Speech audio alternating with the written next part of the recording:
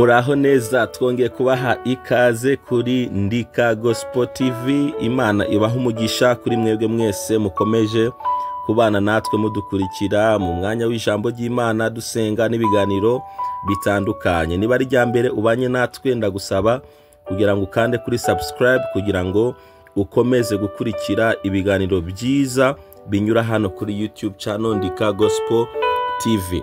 Uyu munsi nagira ngo mbagezeho amakuru meza cyane ku itsinda ryitwa Himbaza Club riri gukora ibintu bidasanzwe mu mujyi wa Kigali mu gihugu cy'u Rwanda. Birashoboka ko ari rya mbere wumvise amakuru y'iri tsinda, ariko nagira nkubwire ko ni itsinda ryiza cyane kandi nanje uri kubaganiriza ndi umwe mu ba membre fondateur b'iri tsinda. Rero amakuru ngiye kubaha nayo kwizerwa kandi na makuru meza cyane.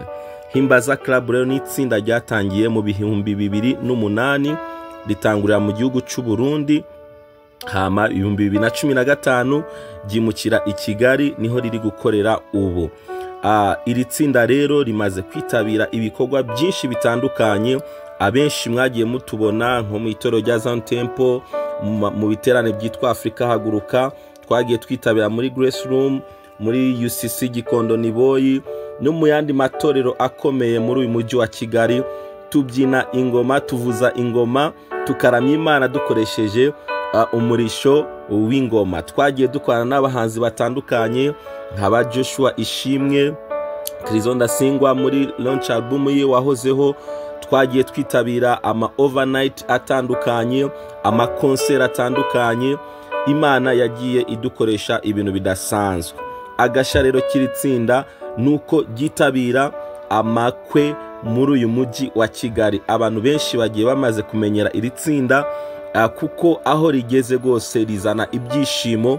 Hari amakwe menshi cyane iri tsinda rimaze kwitabiramo, kandi abantu bagiye bishimira ibikorwa bitandukanye iri tsinda rigenda rikora. Nawe rero niba ufite ubukwe, ufite event yariyo yose ukeneye ko twitabira tukazana ibyishimo bidasanzwe, uduhamagara.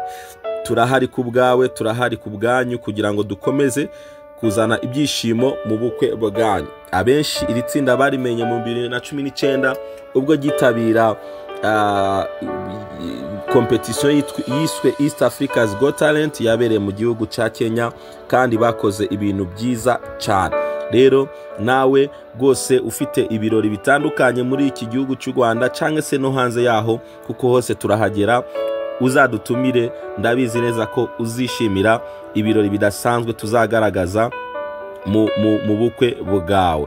Rero Imana ibaha umugisha mushigikira iri tsinda. Amatorero, abahanzi ba gakondo, abahanzi ba gospel, turahari kugira ngo dufatanye turamya Imana cyangwa se twishimira ama event atandukanye agenda ategurwa. Nukuri aho tugeze ibyishimo biba ari byose.